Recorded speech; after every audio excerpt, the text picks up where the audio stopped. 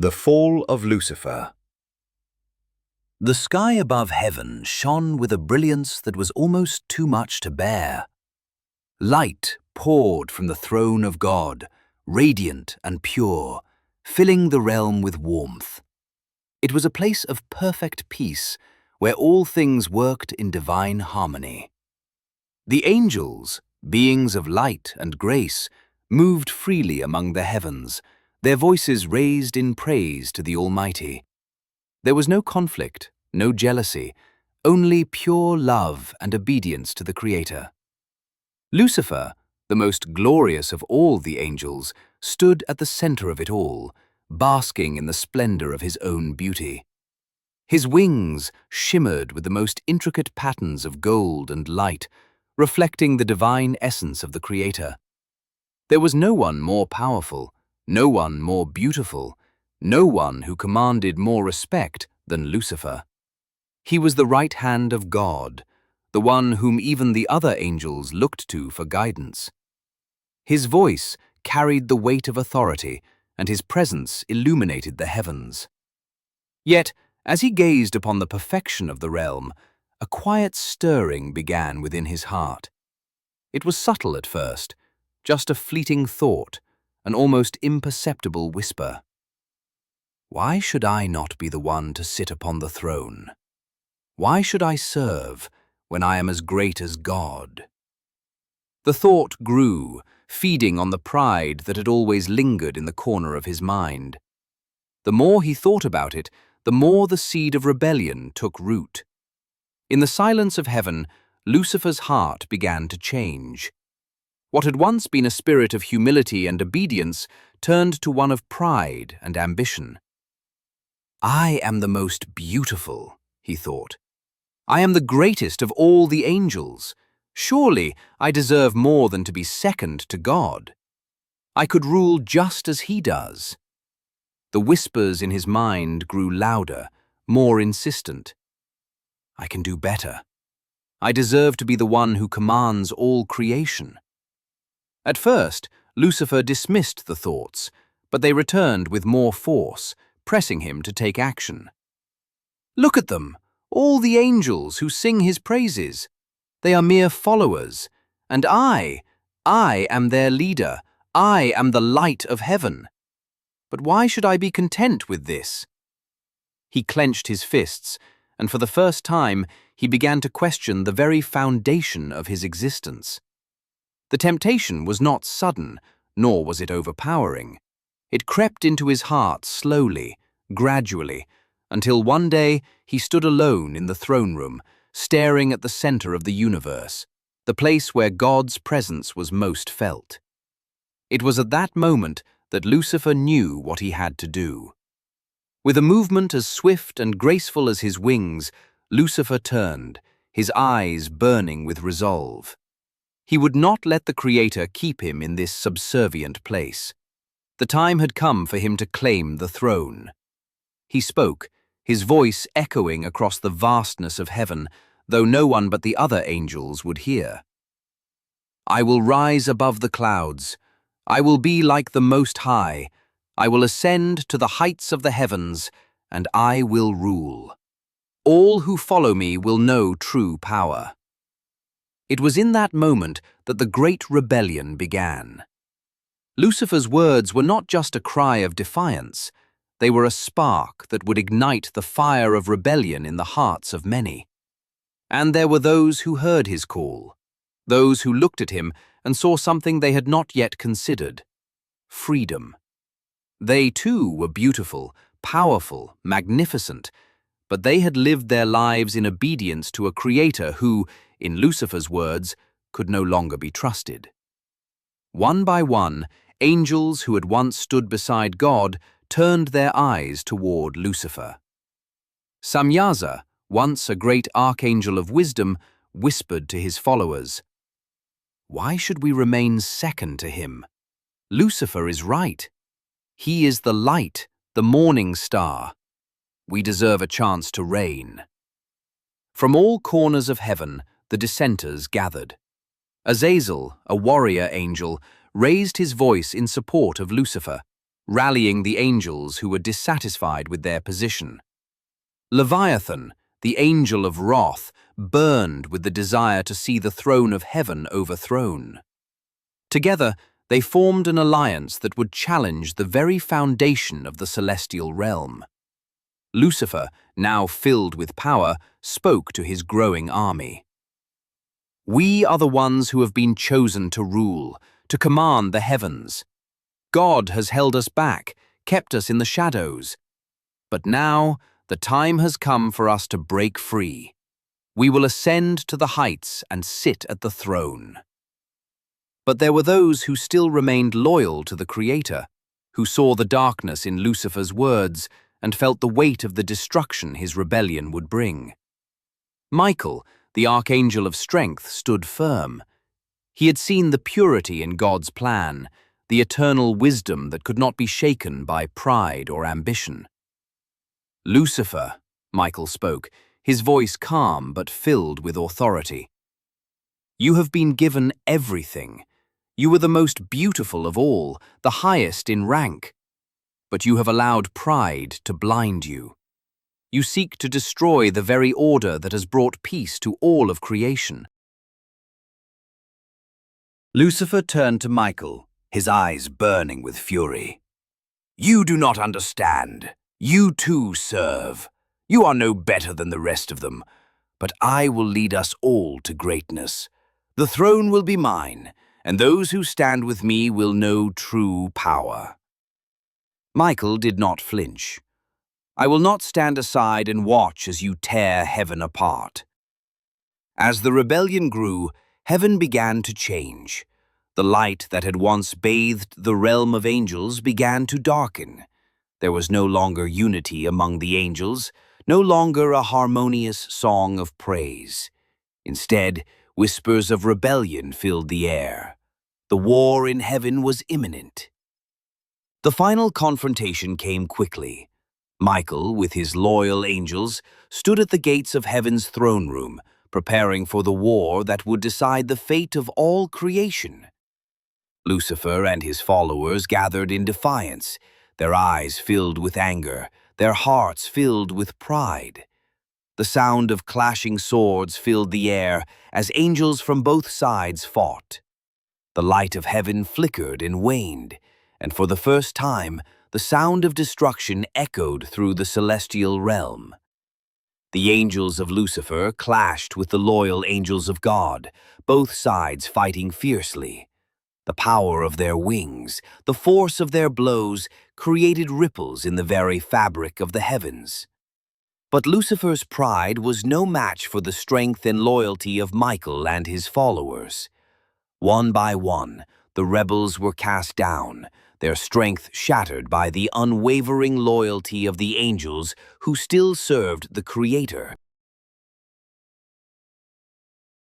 The heavens trembled with the sound of battle as the war raged.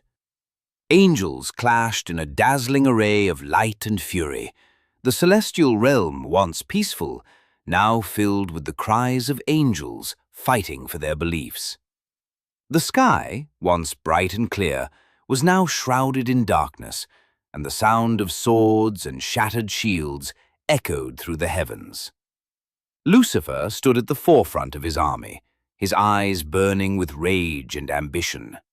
His gleaming armor shimmered in the dimming light, and his once beautiful wings were now darkened by his defiance. The thrill of power surged through him as he led his rebellion, knowing that the throne was within his grasp. Michael, the archangel of strength, stood unwavering at the head of God's loyal angels. His wings were spread wide, and the glowing sword of justice in his hand shone brighter than the stars. His resolve was unbreakable, for he knew the battle wasn't just for control of heaven, it was a battle for the soul of all creation. "Lucifer!" Michael shouted, his voice strong, cutting through the chaos of the battle. "You have turned your back on everything we stood for. Your pride has blinded you to the truth. You were once the most beautiful of all, but now you have become a shadow of your former self." Lucifer's gaze fixed on Michael, filled with contempt. "You still don't understand, Michael," he sneered. "I am the true light now. I will reign over heaven. The Creator's rule is weak. We should be the rulers of this realm, not him." With a roar, Lucifer surged forward, leading his followers into the heart of the battle, and the two forces collided in a magnificent explosion of light and fury. The clash of angels sent shock waves through the heavens, as the once perfect realm now trembled with the weight of their conflict. The forces of Lucifer fought fiercely, their minds clouded by pride, but they lacked the strength that came from loyalty and righteousness. Michael's angels were steadfast, defending heaven with every ounce of their strength. The power of the Creator's will flowed through them, keeping them strong even as the battle raged on. Lucifer, caught in the heat of the conflict, could feel his pride swelling. He had never been so close to achieving what he desired, the throne of heaven. His followers fought with him, and his voice rang out, giving them encouragement as they pushed back against the loyal angels. But despite his strength, Lucifer began to realize something. The battle was slipping away. The angels of God were unyielding, and their light burned brighter than his. His rebellion was beginning to falter, and the cracks in his plan were becoming increasingly evident. The darkness in his heart only grew as his pride turned to fury. He had underestimated the loyalty of the Creator's angels, and now he was beginning to lose the war. As the tide of battle began to turn, Michael and his angels pressed forward, breaking through Lucifer's defenses. With each passing moment, Lucifer's forces grew weaker, their strength fading as their pride faltered. The battle was nearing its end, and Lucifer, now full of rage and fear, realized that his ambitions were slipping through his grasp. With one final charge, Michael and his loyal angels overwhelmed Lucifer's forces. Lucifer was struck down by the divine power of God, his wings broken and his armor shattered. The ground beneath him cracked as he fell, and the once glorious archangel was reduced to a shadow of his former self. Lucifer screamed in rage and pain, but it was too late. The Creator's will was absolute, and there was no place for rebellion in the heavenly realm. "You have chosen your path, Lucifer," Michael said, his voice echoing in the silence that followed. "Your pride has led to your downfall." Lucifer, now lying on the ground, looked up at Michael with hatred burning in his eyes. His beautiful wings, once filled with light, were now tattered and darkened, symbolizing his fall from grace. The power he had once wielded was now lost to him forever. "You will not rule over us," Michael declared. "Your rebellion ends here." With a final forceful gesture, Michael cast Lucifer down from the heavens, his wings torn asunder, and his body falling through the vast expanse of the universe. The light of heaven faded as Lucifer plummeted, the once glorious archangel now nothing more than a fallen being. As he fell, Lucifer felt the full weight of his actions. The darkness that had taken root in his heart had consumed him. His once bright spirit was now tainted, twisted by pride and ambition. The once beautiful light of his wings had been extinguished, replaced by the darkness of his own making. The descent seemed endless, as if the heavens themselves were rejecting him, casting him into the abyss. The once perfect world he had known was now out of reach, and the anger and regret consumed him. Lucifer reached out toward heaven, but the light of God was too far away now. It was a light he would never see again. The heavens were closed to him, and he was forever cast out. He had chosen his path, and there was no returning. As he reached the depths of the abyss, Lucifer's body began to transform. His form became darker, his features twisting into something unrecognizable. His once beautiful face was now contorted in rage, and his wings, once so majestic, were now blackened and broken. He had fallen from grace, and now he would be known as Satan, the adversary. "I will make them suffer," Satan vowed to himself, his voice low and filled with fury. "I will make the world feel the pain of my fall. I will corrupt what God has made and make them turn away from him."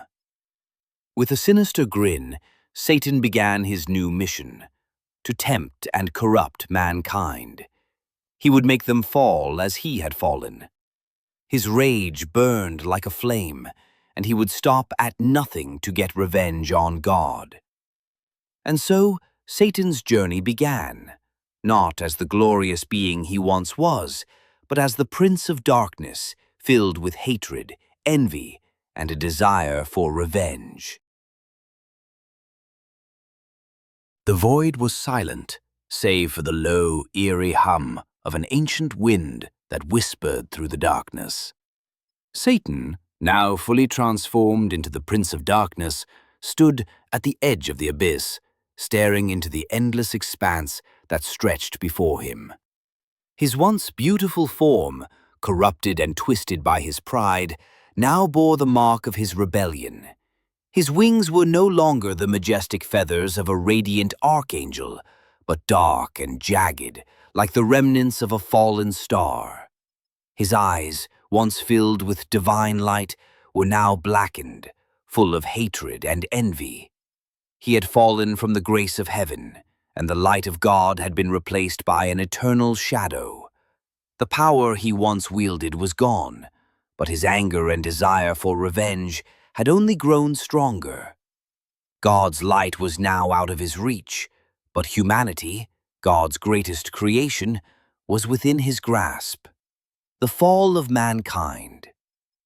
Satan knew that his next mission was to corrupt God's beloved creation, mankind. As he drifted through the darkness, he thought of how beautiful and perfect Eden was, a paradise where the first man, Adam, and his wife, Eve, lived in perfect harmony with God. Satan knew this was the one thing that would anger God the most, destroying what he cherished most. He smiled darkly. "If I can corrupt them," he thought, "I will strike at God's heart." Satan's plan was simple but cunning. He knew that Eve was the more vulnerable of the two.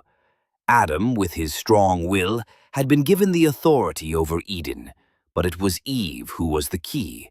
Her heart was open, her curiosity wide, and her trust in God was pure. It was through Eve that Satan would bring about the ultimate betrayal. One day, as Eve walked alone in the garden, surrounded by lush trees and crystal-clear waters, she noticed a figure in the shadows, a serpent twisting and turning in the underbrush. It spoke to her, its voice smooth and deceivingly soft. "Did God really say you cannot eat from every tree in the garden?" the serpent whispered, its tongue flicking as it spoke. "You won't die if you eat it. In fact, you'll be just like God, knowing good and evil. Isn't that what you want?" Eve felt a tingling of doubt. She had always trusted God's words, but the serpent's words seemed so convincing. The fruit of the tree of knowledge stood in front of her, tempting, its glow beckoning her closer. "Why wouldn't God want me to have this knowledge?" The serpent continued, pressing further. "God knows that if you eat it, you will be like him, knowing all things. He's holding back from you. Don't you deserve more?" The temptation was too much. Her hand reached out, trembling, and took the fruit from the tree. As she bit into it, she felt a surge of knowledge, and with it, a deep sense of shame. She knew immediately that she had disobeyed God. The serpent's voice echoed in her mind. "You are free now. You've taken the first step toward being like God." Eve, now filled with guilt, turned and ran to Adam, who was in the distance. "Adam, eat this. It's good. It will make you like God," she urged him, her eyes wide with the newfound power that the fruit had given her. Adam looked at her, a flicker of hesitation in his heart. But his love for Eve was too strong, and he could not bear to see her alone in her newfound knowledge. He took the fruit from her hand, his own heart heavy with doubt, and so he ate it. The moment he did, the world shifted. Their eyes were opened, and they saw themselves for what they were, naked. They felt shame for the first time, and the peace they once shared with God was shattered. The weight of their actions pressed down on them, and the realization of their disobedience struck like a bolt of lightning. The first consequence of the fall. Satan, hidden in the shadows, watched with glee. The temptation had worked. He had turned the hearts of Adam and Eve against God, and the world would never be the same again. Their sin had stained creation, and they would now experience death, both physical and spiritual. They had chosen pride over obedience, and now they would face the consequences. As Adam and Eve heard the sound of God walking through the garden, they hid themselves in the trees, ashamed of their nakedness and their sin. God called out to them, "Where are you?" His voice was filled with sorrow, knowing that his creation had fallen. When they emerged, God asked them, "Have you eaten from the tree that I commanded you not to eat from?" Adam blamed Eve, and Eve blamed the serpent. But God's eyes were filled with sorrow, and he knew the truth. The curse was inevitable. "Because you have done this, cursed is the ground because of you. Through painful toil you will eat of it all the days of your life." Genesis 3:17. The consequences were far-reaching. God would cast them from the garden, and Satan would be forever cast as the adversary. He had won the first battle, but he had lost the ultimate war. He would not be allowed to sit on the throne of heaven again, but his influence would now spread throughout the earth. Satan's reign of temptation. With mankind cast out of Eden, Satan's influence on earth began. He watched from the shadows as Adam and Eve, now alienated from God, struggled to survive. The world, once perfect, now reflected the corruption he had sown. As time passed, Satan continued his campaign to tempt and deceive. He whispered into the hearts of men, leading them to rebellion, sin, and separation from God. Every time someone chose pride, greed, or selfishness, it was a victory for Satan. Through temptation, Satan created the first division between God and his creation. Cain, the son of Adam and Eve, killed his brother Abel in jealousy, and Satan reveled in the destruction of a brotherly bond. The legacy of Lucifer's fall. Satan's work continued for generations. He deceived nations, whispered in the hearts of kings, and led them to idolatry and wickedness. Yet, despite his victories, there was always a glimmer of hope in the distance. God had promised that one day a Redeemer would come, a seed of Eve who would crush the head of the serpent and undo the damage Satan had caused.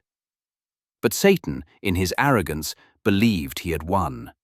He did not realize that every time he tempted humanity, he was unknowingly leading them toward the fulfillment of God's plan. The time would come when the Redeemer would arrive, and the battle would be fought once again. Until that day, Satan would continue his campaign against God's creation, seeking to turn as many souls as he could from the truth.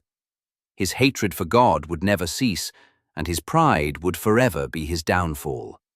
He would always be the adversary, the one who sought to corrupt and destroy, but in the end, he would be defeated. Satan, now known as the adversary, had spread his poison far and wide. infiltrating the hearts of humanity. His whispers echoed in the darkness, tempting them towards sin and rebellion against God. He had witnessed the corruption of mankind, watching as pride and envy tore apart relationships and nations. The beautiful creation God had made was now stained by sin, and Satan reveled in his success. But in the depths of his darkness, there was an unspoken truth he would not accept. God's plan was unfolding, and Satan had already lost. The temptation of Christ. Thousands of years passed, and the world grew darker with every generation.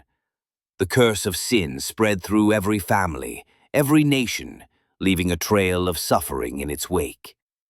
But God's promise, made to Eve so long ago, was still alive.